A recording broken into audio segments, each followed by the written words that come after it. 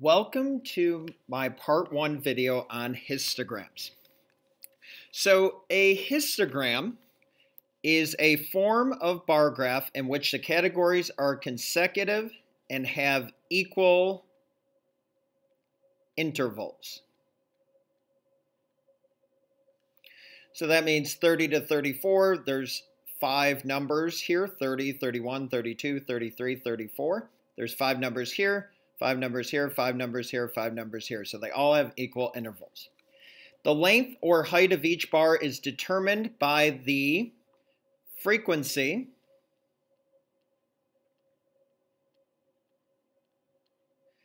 of the data in each interval. So we're going to complete the frequency table using the data below. So our first interval is 30 to 34, so you notice I crossed out all the numbers that were between 30 and 34. I put a frequency of 3, and remember the cumulative frequency would also be 3, because so far the frequency is 3. Now I'm going to cross out and count all the numbers between 35 and 39. So cross them out with me. 1, 2, 3, 4, 5, 6, 7. So there's 7 numbers between 30 and 35 and 39. The frequency was already 3, so 7 more makes the cumulative 10. Now we're going to count 40 to 44. So 1, 2, 3, 4, 5, 6, 7, 8, 9. And there's no other ones. So 9. The cumulative frequency would be 10, and then 9 more would be 19. Now we're looking for 45 to 49. 1, 2, 3, 4. So 19 and 4 more is 23. And then 50 to 54. I only have 2 left, and they are in fact between 50 and 54. So 2. I already had 23, so 2 more is 25. That means there are 25 test results in this box. And you can tell I have a 5 by 5, so 5 times 5 is 25, and my cumulative is also 25. The cumulative frequency should match how many data points you have. Now, we're going to use our frequency table to complete the histogram. Now, the difference between a histogram and a bar graph is that the bars in a histogram touch. Okay, so notice all these bars are touching because we have intervals. So 30 to 34, if you look up at your chart, we had a frequency of 3. So we're going to draw a bar up to 3. And we're going to shade it in. And anytime I make a bar, I always like to put the frequency above it. So I made a bar of 3, so put a 3 here. I like to write the frequency of all the bars. So 7 here. This one goes up to 9. This one goes up to 4. And we have to make this bar here. So 50 to 54. If you look at your frequency table above, it says 2. So draw a bar that has a height of 2 and just shade it in and put a 2 above that bar. Okay, now we can use our histogram to answer these questions. So how many students scored between 35 and 44? So we're looking here is 35, and here's where 44 ends. So I'm going to do 7 plus 9. And what's 7 plus 9? Good, 16. So we're going to write 16 students. Now the next question says, what percent of the students scored between 35 and 44? So to get a percent, I need to know how many students scored between a 35 and 44. And we know from the previous question that it was 16. Now we need to figure out how many test scores we had. And we already said we had 25 test scores. So write 16 out of 25. So I'm going to show you a percent proportion, then we'll talk about the other way as well. So remember, part over whole equals percent over 100. And I put an x in the percent because that's what we want to find. And we always put percent over 100. So 25 times x is 25x. 16 times 100 is 1600, so I'm going to write equals 1600. Now remember, the opposite of multiplication is division, and I'm trying to get x by itself, so I'm going to divide by 25. 25's cancel, so x equals 64%. Now, the other way to do it is to take 16 divided by 25 in your calculator, and your calculator would say 0.64, and then to change a decimal to a percent, we move it 2 to the right, and you would still get an answer of 64%. So you can use the proportion method or change it to a decimal in your calculator and then change it to a percent. Okay, turn to the next page. Now we're going to use the histogram to answer the questions below. So the first thing I like to do is I like to put the frequency above each bar. Now notice this one, there's nothing here, so I can just write 0. That means there weren't anyone who did between 1 to 10 jumping jacks. Now 11 to 20 jumping jacks was 4 people. Then 21 to 30 is 3. 31 to 40 is 7. 41 to 50 is 4. And 51 to 60 is 2. So now we look at this and we're going to answer the question. So number 1, how many students had at least 21 jumping jacks? So I'm looking for 21 or more. So this one, this one, this one, and this one. So I'm going to add 3 plus 7 is 10. 10 plus 4 is 14. And 2 more is 16. So 16 students. Okay, how many students had less than 41 jumping jacks? So this interval would be less than 41. So with this interval, and this interval, and this interval. So 7 plus 3 is 10, plus 4 is 14, plus nothing is 14 students. Okay, the next question, number 3, says, which interval or range has the maximum number of students? So look at the interval that has the tallest bar. And hopefully you're looking at this one. It's 31 to 40. So number 3, write 31 to 40.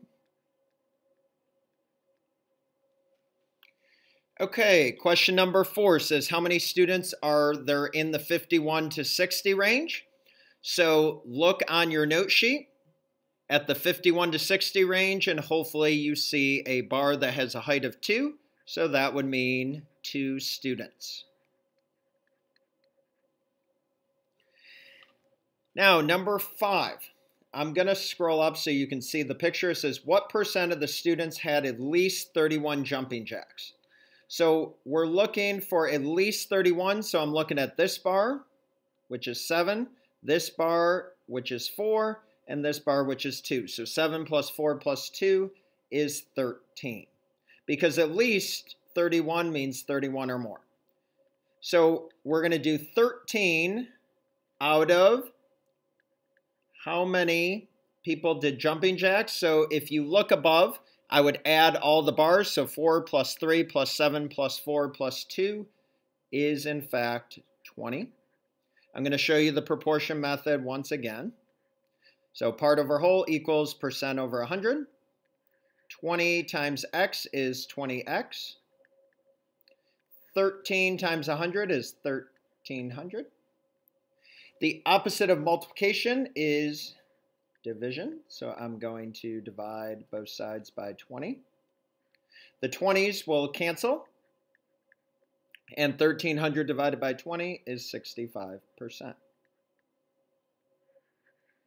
Now, once again, I could have done 13 divided by 20 in my calculator, which would have given me 0.65 or 65 hundredths, and I could have moved it 2 to the right to get the percent of 65%.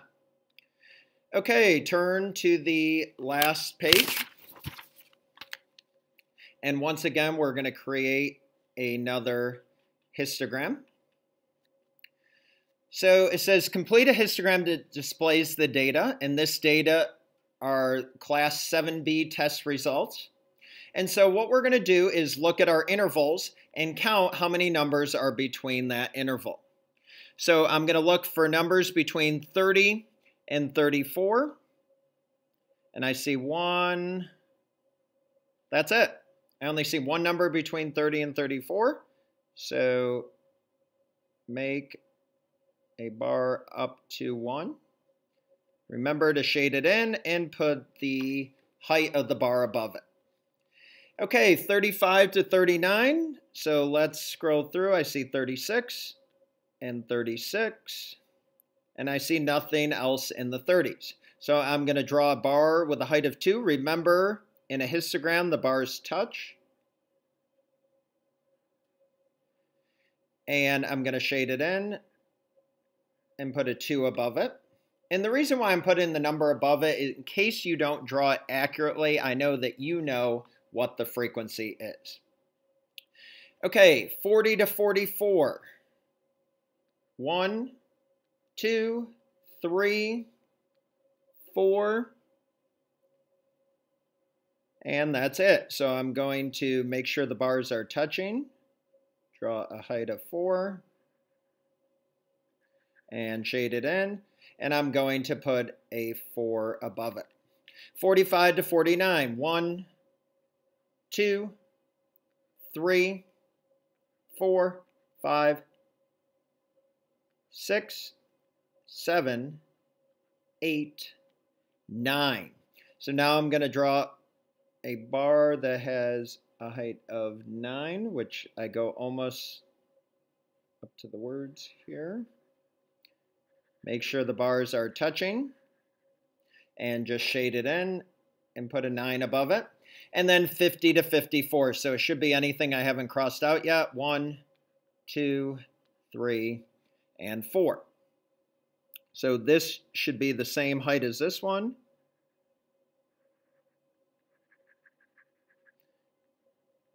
And call it 4. Now, the first question asks how many students took the test. So we're going to add up the frequencies of our bars. So 1 plus 2 plus 4 plus 9 plus 4 is 20 students. Now the next question, number 2, says which interval did most students score within? So, and I'm going to write the answers over here so that we can continue looking at the screen here. So I'm going to put the answer to number 2, but I want you to write the answer to number 2 where it belongs on the blank. So it says, which interval did most students score within?